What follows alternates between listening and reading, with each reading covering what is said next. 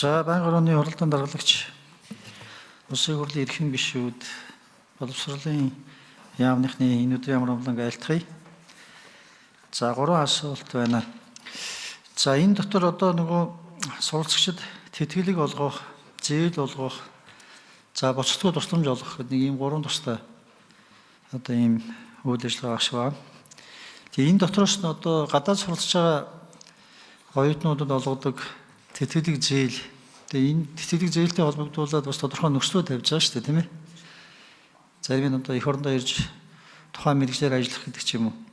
Энэ одоо гэрээний хэрэгжилтээр нь ямар шүү байдалтай бол гадаадд суралцчаад эх орондоо эргэж ирээд тухайн салбартаа тухайн чиглэлээр одоо ажиллаж байгаа буюу одоо гэрээнийхээ нөхцөлийг одоо биелүүлж байгаа энэ байдал хэдэн хувьтай байдгийг энэ зүгээр нэг бол хэдэн хүн яваад хэдэн хүн яг одоо энийг биелүүлж байгаа гэсэн нэг ийм асуулт байна. Яагаад энийг асуугаад энэ зэрэг зорилго нь бид чинь манай одоо дотоодын салбарын хүний нөөцийг бэлдэх зорилготой явуулсан. Тэгээд тэд нар маань зарим тодорхой шалтгаанаар бас яг цаашаа явчихдаг учраас энийг бас тодруулъя гэж байна. Хоёр дахь зүйл энэ гэрээнийхээ нөхцөлийг биелүүлээгүй тохиолдолд энэ ямар хариуцлага хүлээлгдэг юм бэ?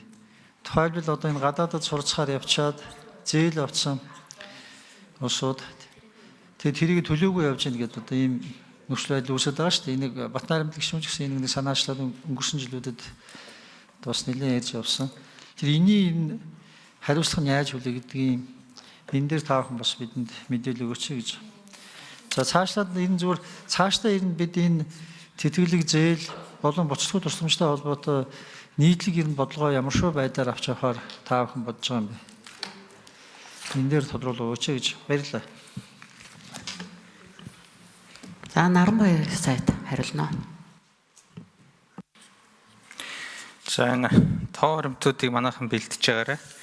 За юуны хувьд бол тэр боловсролынхон зээлийн сангийн шугамар суралцаад за гэрээнд үүргэн тусгасан үүргээ биелүүлээгүй хүмүүстэй бол гэрээний нөхцөлийн дагуу гэрээгээр хүлээсэн үүргээ биелүүлэх учраас суралцсан бүх зардлаа эргүүлэн төлөх юм шаардлага тавигддаг.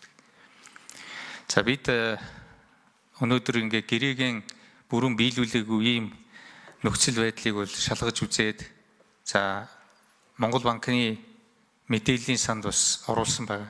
Тэр нь бол гадаадд сурч ирсэн үү, дотоодд сурч ирсэн үү хамаагүй.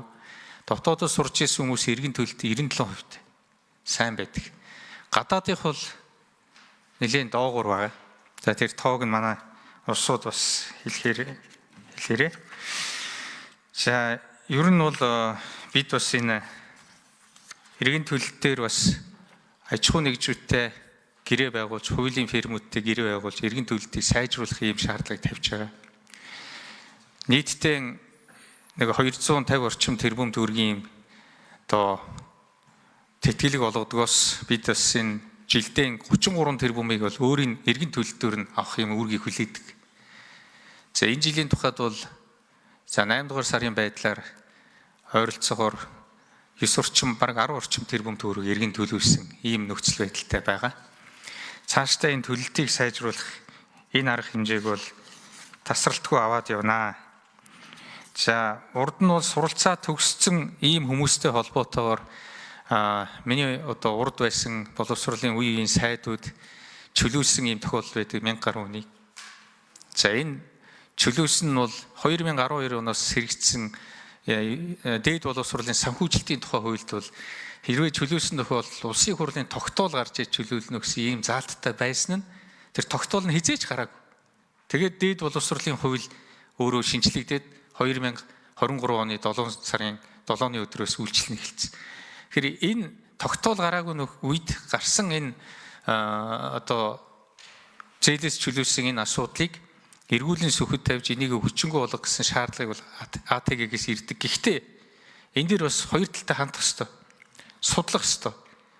Үнэхэрийн одоо ирээд гэрээнд хүлээсэн үүргээрээ Монгол улстай ажиллаад эх орныхоо хөгжил цэцгэлдэд өөрийнхөө одоо хувь нэмрийг оруулаад гэрээнд хүлээсэн үүргээ биелүүлээ явуулсан хүмүүсийг улсын хурлын тогтоолыг тухайн үед гаргах гэж хэд хэдүүд оролцсон боловч тухайн үеийн улсын хурл нь бол гаргаагүй явуулсан л ийм л юм байдаг. Тэгэхээр энэ дээр бас гэрээний хөөн хэлцэх хугацаа эдрийг тооцоод бид бас засгийн газарт бол танилцуулж оруулсан байгаа. Энэ асуудлаараа бас дахин одоо засгийн газарт оруулахад бэлэн байна. нэг тийм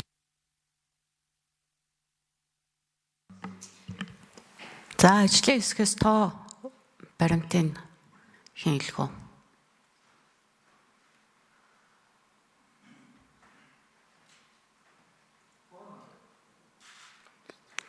За 3 номер ганц цэг. За журмаар бол гэрээний хэрэгжилтийг бол хагас жил тутамд бол хийж авахар бол дүгнсэн байгаа. За ер нь бол төгсөж ирснээс хойш бол орон нутагт 3 жил, за нийслэлд бол 5 жил ажиллах ийм журмын зохицуултуудыг бол хийж авч байгаа. За 24 оны 12 сард бол бидний эцсийн гэрээний хэрэгжилтийн дүгнэлтүүд маань бол гарна. За бид нар бол шаардлагатай тохиолдолд энэ хэрэгжилтүүдийг бол дүгнээд за гэрээ зөрчсөн тохиолдолд бол авсан нийт санхүүжилтүүдийг бол эргэн төлөвлөх үйл ажиллагаа маань хийгдэж ол явж байгаа. За одоо бол яг нарийн тоонууд нь бол над дээр нэгтгэгдэж ирээгүй. За зээлийн сангаас би авчаад танд би холбогдох мэдээллийг нь хөргөөл. За тэгэхээр гишүүнд холбогдох мэдээлэл нь яг тэр тоо статистик мэдээ.